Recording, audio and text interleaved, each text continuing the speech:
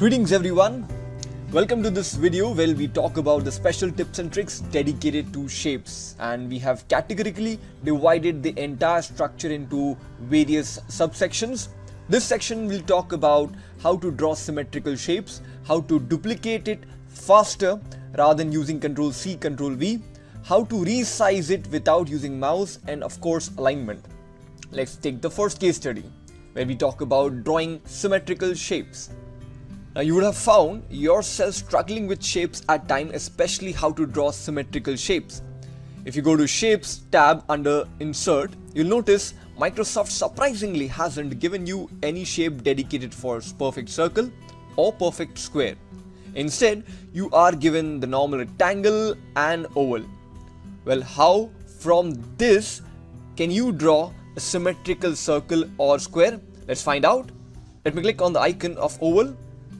Before I start to draw, I am keeping Shift key pressed and then let me draw that entire block. As I release the cursors, the result is a perfect symmetrical shape.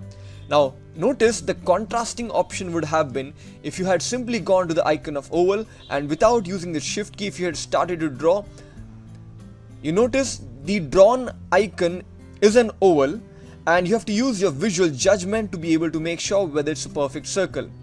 Interestingly, a lot of people also take an alternative route that after drawing, they go to Format, and this icon will only come up once you are clicking that particular shape. So notice how immediately it's gone outside my window.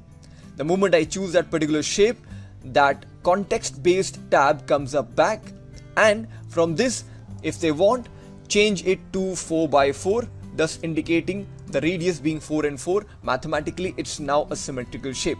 So you have two options: either you go and change the format, the dimensions, the size, or else you may use the Shift key along with mouser to draw the icon.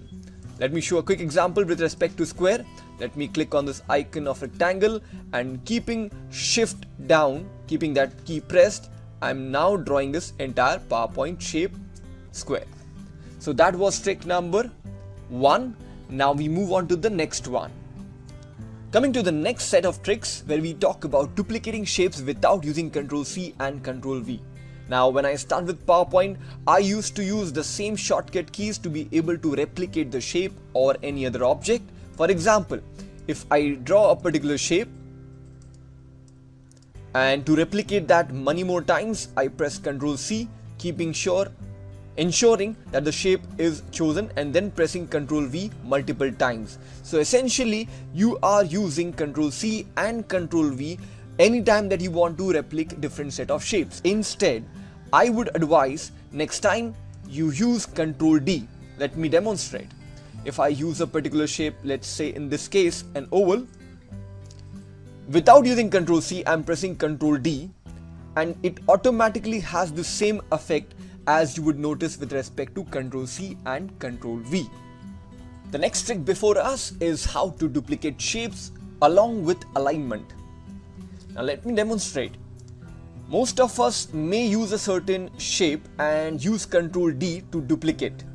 Now what it doesn't do, it gives you the flexibility to align automatically. Although the smart guides which has been introduced in 2013 version of PowerPoint has been quite useful, but still at the end of the day it proves to be a manual exercise. Instead, you're going to use another set of shortcut key which may prove very beneficial to you. Let me draw a rectangular shape.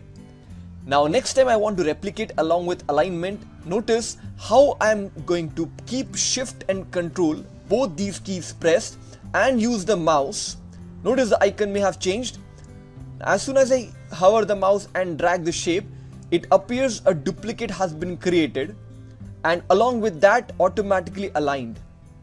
This not only works horizontally, it also works vertically. Let me delete all the shortcuts which I have. Now let me try with another shape. Let's say the star. I draw a particular star. I keep Shift Control pressed. Let me hold the mouse and drag it down. Notice duplicates are being created and at the same time they are falling under one line, thus aligned properly. So the keyword shortcut is Shift Control key.